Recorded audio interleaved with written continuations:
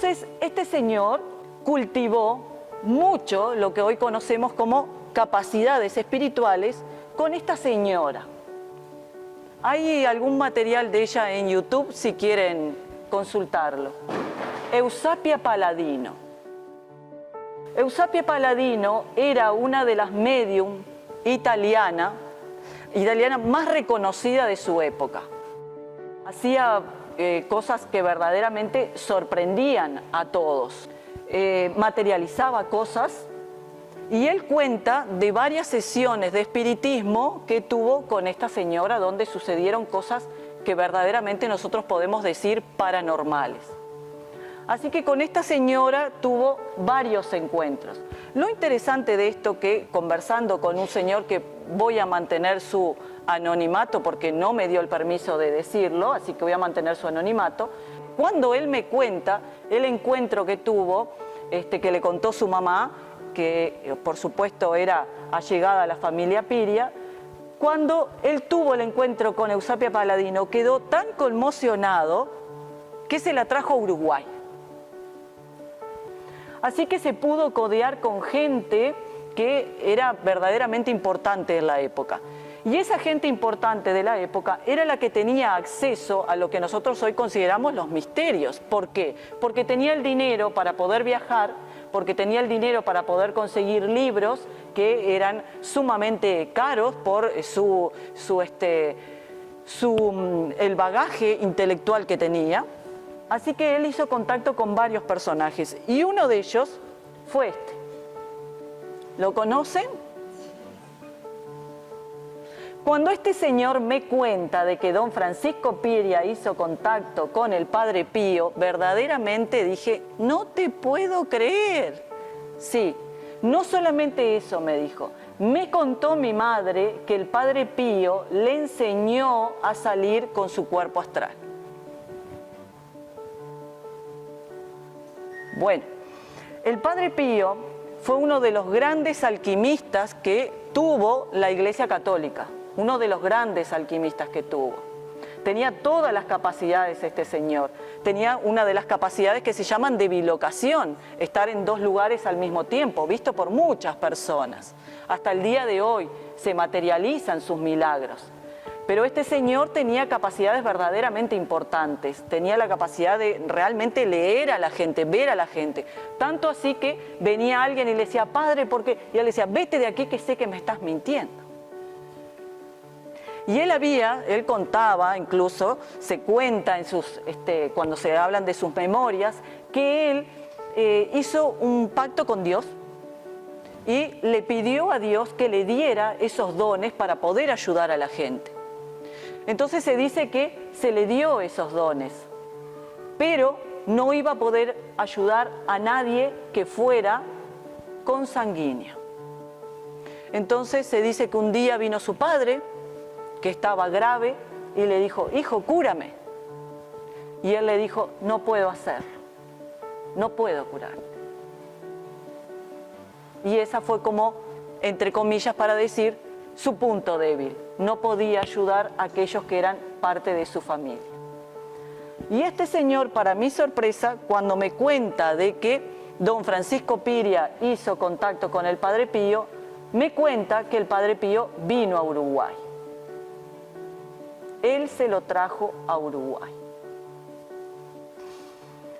Así que don Francisco Piria era no solo un hombre visionario en cuanto a los negocios, sino que tuvo la oportunidad y la capacidad de poder acercarse a personalidades verdaderamente influyentes en el mundo, porque vaya que este señor ha hecho un antes y un después. Este es el libro de don Francisco Piria. Libro escrito de su puño y letra. Significa, dice, el socialismo triunfante o lo que será mi país en 200 años. Que todavía no han llegado los 200 años porque, si no me equivoco, en el 2098 van a llegar esos 200 años. Cuando uno quiere saber si alguien fue o no fue en este caso alquimista como Francisco Piria, siempre tiene que ver la obra que dejó. La mejor manera de conocer a una persona es por su obra. Es la mejor manera. Y él dejó una obra no solamente aquí en Piriápolis, sino que en Montevideo también dejó. Mucho dejó. Y esa frase de la obra revela al artista es totalmente cierta por esto que les digo. Es la obra la que verdaderamente revela quién es quién. Así que en este socialismo triunfante les traje un pequeñísimo, pero nada de resumen, pero alguna cosilla ahí para que ustedes vean lo que dice, que pueden conseguirlo en cualquier librería. Eso creo que todavía está, si no está agotado. Lo escribió en 1898 y empieza así, diciendo: expiraba el año 1897 después de un año de estadía en la India. Él lo cuenta como una novela que le pasó a Fernando. Fernando como un personaje X, que en realidad es él, porque él también se llamaba Fernando, como un personaje X, cuenta una novela. ¿Tá? Expiraba el año 1897 después de un año de estadía en la India, donde un fakir, dice, los fakires eran en realidad lo que se denominaban los yogis alquimistas, tenían la capacidad de saber mover sus energías espirituales, que no tienen mucho que ver con los fakir que nosotros vemos hoy en India cuando vamos y hay otra cosa. Así que, donde un fakir me inició, dice, en los misterios de su preciosa ciencia. Así empieza el libro de don Francisco Piria. Dice: regresaba a mi patria, a la República Oriental del Uruguay. ¿Cuánto he aprendido? ¿Qué revelaciones se me habían hecho? ¿Qué ciencia? ¿Y qué hombre? ¿Cuánta sabiduría? Y sobre todo, ¿qué profundos conocimientos había adquirido sobre las cosas que en mi país se juzgaban sobrenaturales, excuso decirlo? Así que está relatando una historia que supuestamente le sucedió a Fernando. A Fernando.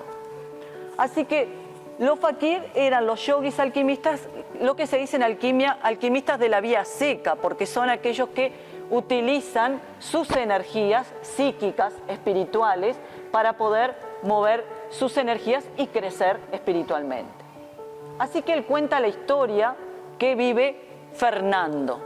Una historia, ¿no? Una historia, todo un proceso alquímico de principio a fin que vive Fernando.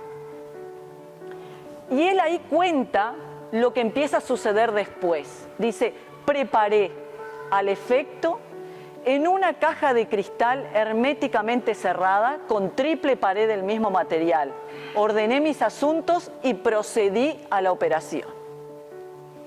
Entré en mi triple cuarto, destapé el frasquito de néctar que me dio el fakir, tomé su contenido y me acosté tranquilamente. Los movimientos de mi corazón fueron paralizándome gradualmente, la vida concentrada en este último baluarte. Comenzó paulatinamente su marcha lenta y descendente, hasta llegar al punto indicado por los fakires, es decir, el de 5 pulsaciones por minuto, que es el momento en que se produce el sueño cataléptico, del que debía despertar 2 siglos más tarde.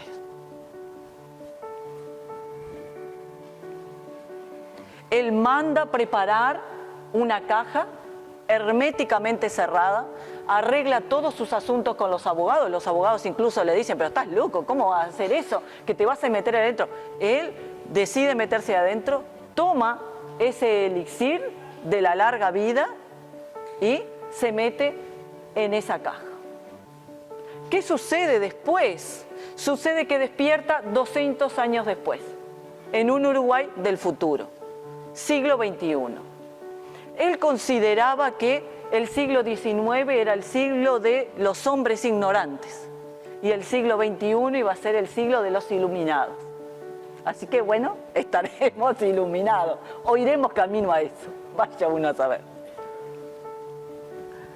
Así que al despertar, Fernando, este personaje, cuando despierta 200 años después, despierta el 1 de enero del 2098.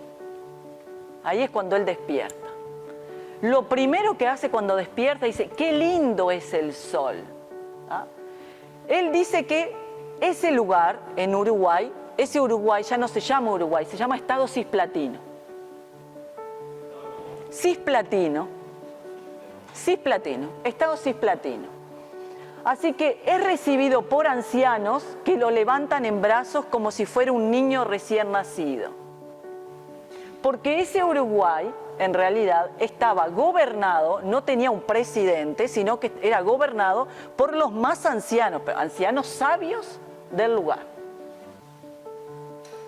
Habla montones de cosas, de cómo los niños eran criados, de cómo era la educación. Crea todo un Uruguay utópico, si se quiere. En el medio habla, sí es cierto, de política, habla de lo social, pero también habla de mucha cosa que tiene que ver con el proceso alquímico por los nombres que utiliza. Y le dicen, cuando lo levantan a él, lo sacan ahí de esa caja, le dicen, tú has venido al mundo hoy. ¿Cuándo sale? En el solsticio de verano.